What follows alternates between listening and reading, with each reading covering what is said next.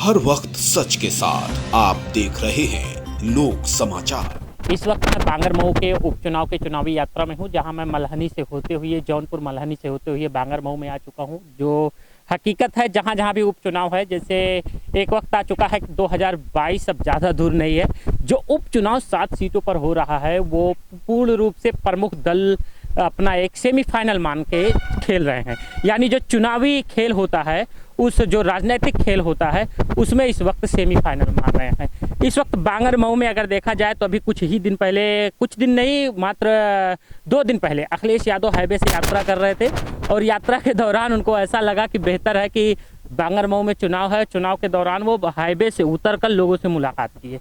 लेकिन अगर अब देखा जाए तो समाजवादी पार्टी के लोगों का आना जाने का जो सिलसिला है बांगर मऊ में, वो पूर्ण रूप से शुरू हो चुका है। आज हमारे साथ में जो मौजूद हैं, इस वक्त उसी हाईवे से ढाबे पर मौजूद हैं, जिस ढाबे पर आप बैठ के आराम फरमा रहे थे। इस वक्त बांगर मऊ के चुनावी यात्रा से आए हैं या सफ़र के दौरान हैं, ये तो आप ही बता पाएंगे। आप अरविंद यादव, जो कन्नौज से पूर्व विधायक रह चुके हैं समाजवादी पार्टी से, सबसे पहला सवाल ये है हमारा कि आप इस वक्त जब ढाबे पे आराम कर रहे थे, आप बांगर मऊ चुनावी यात्रा के लिए आए हैं या फिर अपने किसी व्यक्तिगत सफ़र के दौरान में हैं? नहीं, हम लोग व्यक्तिगत खास तौर से बांगर मऊ उपचुनाव के लिए यहाँ पर आए हैं।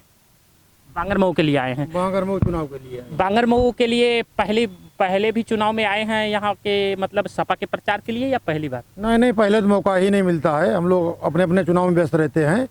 ये उपचुनाव है पर्सनल, हम लोगों को पार्टी ने जिम्मेदारी दी है कि आप लोग बांगर मऊ पहुँचकर यहाँ की कमान संभालें। उपचुनाव, ये चुनाव सही मायने में सरकार बनाने और ना बनाने का सवाल नहीं है। ये उपचुनाव बहुत ही महत्वपूर्ण है उत्तर प्रदेश की जनता के लिए। मतलब जो मैं सेमीफाइनल बोल रहा हूँ, ये सही है? ये सेमीफाइनल का चुनाव है। ये उत्तर प्रदेश 2022 का जो चुनाव फाइनल होने जाएगा, उसकी ये उपचुनाव दिशा तय करने का काम करेगा। दिशा तय करेगा। तो क्या लगता है, बांगर मऊ के कुछ क्षेत्रीय सिलसिले से आप वाकिफ हुए कि नहीं हुए अभी? नहीं, जानकारी है, पड़ोस का जिला है। यहाँ हमारे बहुत से लोग परिचित हैं, प्रधान भी हैं, तमाम रिश्तेदारियाँ भी हमारी हैं। जानकारी जैसी हम लोगों को मिल रही है कि जो सरकार 17 में भारतीय जनता पार्टी का जो मैनिफेस्टो था, जो घोषणा पत्र सरकार का था, बांगर मऊ से जो माननीय विधायक जी थे यहाँ के, और जो सरकार, माननीय विधायक कौन? जो पूर्व विधायक थे, इसमें तो चुनाव होने जा रहा है। बदलू खान? नहीं, बदलू खान की बात नहीं कर रहा हूँ, भारतीय जनता पार्टी की बात कर रहा हूँ। सेंगर जी? भारतीय जनता पार्टी की बात कर रहा हूँ मैं, जो प्रेजेंट में 2017 में जो चुनाव जीते थे और तमाम जो वादे और घोषणाएं वो सरकार की लेके आए थे। मैं घूम रहा हूँ, 4-5 दिन लगातार मुझे हम लोगों को हो गया है। अच्छा, बांगर मऊ में? बांगर मऊ में खास तौर से 5 दिन हो गया? 5 दिन हो गए हम लोगों को। तो जो वादे किए थे भारतीय जनता पार्टी उत्तर प्रदेश की सरकार ने, मैं पूरे प्रदेश की वैसे तो चर्चा करना चाहता हूँ, आज खास तौर से बांगर मऊ की बात कर रहा हूँ। जो तमाम समस्याएं, चाहे किसानों की रही हों, चाहे गांव में तमाम, ऐसे में सैकड़ों यहाँ पर गांव हैं जिन गांवों में अभी तक डामरीकरण का रास्ता उनका जो है नहीं बन पाया है। नहीं बन पाया है? बिजली की समस्या एक सवाल आपसे ये हो रहा है कि बीजेपी यहाँ पहली बार जीती थी, पहले यहाँ लगातार समाजवादी रही थी, लेकिन बीजेपी के विधायक ज्यादा दिन तक कार्यकाल नहीं रहा। उतने कार्यकाल में बीजेपी से आप कितना उम्मीद कर रहे थे? नहीं, उम्मीद क्या, 4 साल होने जा रहे हैं उत्तर प्रदेश में सरकार बने हुए। उत्तर प्रदेश उसके पहले समाजवादी पार्टी के विधायक थे, समाजवादी पार्टी की सरकार थी, तो बांगर मऊ का विकास उस वक्त हो गया था। समाजवादी पार्टी सरकार की बात करेंगे तो बांगर मऊ, नहीं, बांगर मऊ की बात कर रहा हूँ सर, आप बांगर मऊ के लिए आए। बांगर मऊ की मैं बात कर रहा हूँ। बांगर मऊ को माननीय राष्ट्रीय अखिलेश यादव जी ने उस मानचित्र पर स्थापित करने का काम किया है, जो लखनऊ से आगरा का जो हाईवे बांगर मऊ से होके गुजरता है।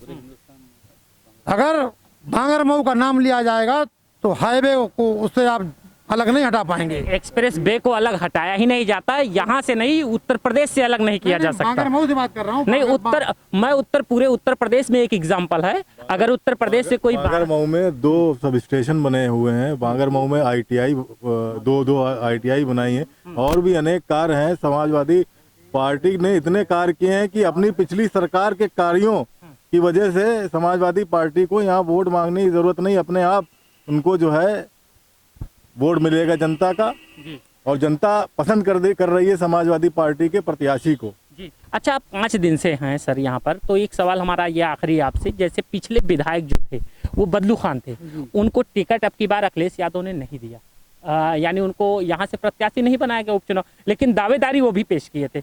तो किस हद तक ये मानते हैं कि क्या उनके लोगों के प्रति ये नाराजगी है कार्यकर्ताओं में, या बेहतर है? ये आप तो 5 दिनों से अपने कार्यकर्ताओं से मिल रहे हैं समाजवादी पार्टी नहीं, यहाँ कोई लोकल में नाराजगी नहीं है, राष्ट्रीय अध्यक्ष जी से कोई पार्टी से नाराजगी नहीं है। ये पार्टी का एक बहुत लंबा दायरा है, प्रत्याशी बदले भी जाते हैं, और जहाँ पार्टी उचित जिसको कैंडिडेट बेहतर समझती है वहाँ पर कैंडिडेट देने का काम करती है। इस वक्त मतलब बदलू खान से बेहतर सुरेश पाल कैंडिडेट है? नहीं, बदलू खान हमारे नेता हैं यहाँ के, उनके नेतृत्व में बांगरमऊ का उपचुनाव हो रहा है। बदलू खान जी बहुत बेहतर हैं, अच्छे इंसान हैं, उन्होंने अपने रहते हुए तमाम विकास कार्य कराए हैं। जब विकास कार्य कराया तो फिर प्रत्याशी क्यों नहीं बनाया? नहीं, कोई कैंडिडेट बनाना यही कोई नेता के लिए बहुत अहम बात नहीं है। बदलू खान को इससे बड़ी जिम्मेदारी मिल सकती है। बदलू खान को पार्टी ने बहुत बड़ी जिम्मेदारी और देने का फैसला लिया है, तो बदलू खान के नेतृत्व में उपचुनाव हो रहा है और सुरेश पाल जी के लिए वोट मांग रहे हैं। कहीं कोई नाराजगी नहीं है, पार्टी एकजुट है। यहाँ पर सारे कार्यकर्ता लग के पूरी मेहनत के साथ यहाँ पर कोई नाराजगी नहीं, कोई नाराजगी नहीं। यहाँ पर पार्टी चुनाव जीतने का काम करेगी, जीतने का काम करेगी।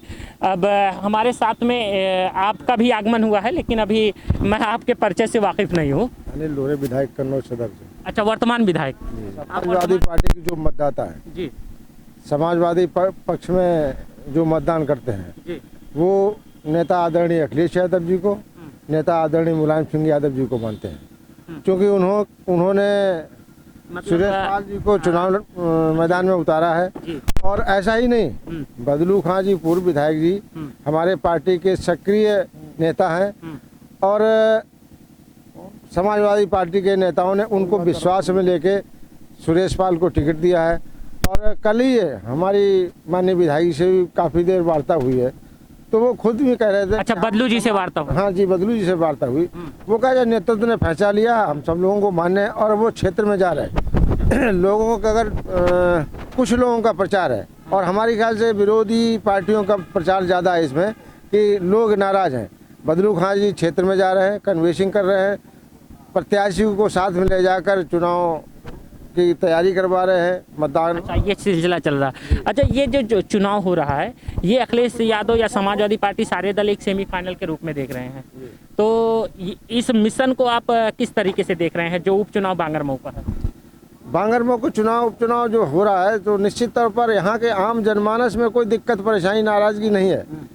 कुछ समय के लिए हो सकती थी, लेकिन जब फैसला हो गया, समाजवादी पार्टी ने जो नेता ने फैसला लिया, उसके पक्ष में रहने के लिए सारे मतदाता, सारे नेता तैयार हैं, और उनके साथ जो प्रत्याशी है उनके साथ रखकर उनको जिताने का काम करेंगे हम, क्योंकि हमारे लगा हुआ जनपद है कन्नौज, हम सदर से विधायक हैं। तो यहाँ कल नहीं, एक दिन पहले तो कन्नौज से ही सफर किए थे अखिलेश यादव, यहाँ लोगों से मुलाकात की जी, से अचानक सैफई गए थे, यहाँ के लोग मिले होंगे। हाँ। जी, आप देख सकते हैं कि आज हमारे साथ में जिस सफ़र के दौरान यानी चुनावी यात्रा में मैं भी मौजूद हूँ इस वक्त बांगरमऊ में, जहां मैं मल्हनी दिखा रहा था जौनपुर, वहीं मैं आपसे वाकिफ करा रहा हूँ, हकीकत दिखा रहा हूँ, जहां पर वर्तमान विधायक और साथ में पूर्व विधायक, अगर दोनों का अनुभव हो तो इस वक्त, लेकिन देखना यह है आखिरी अनुभव उस वक्त साबित होगा जब 10 नवंबर को रिजल्ट आएगा। लगातार बने रहिए हमारे साथ। कैमरामैन महनाज अशरफ के साथ अकरम हाशमी, नमस्कार। सब्सक्राइब करिए हमारा चैनल लोक समाचार और बेल आइकन दबाना ना भूलें, ताकि लेटेस्ट वीडियो सबसे पहले आप तक पहुंचे।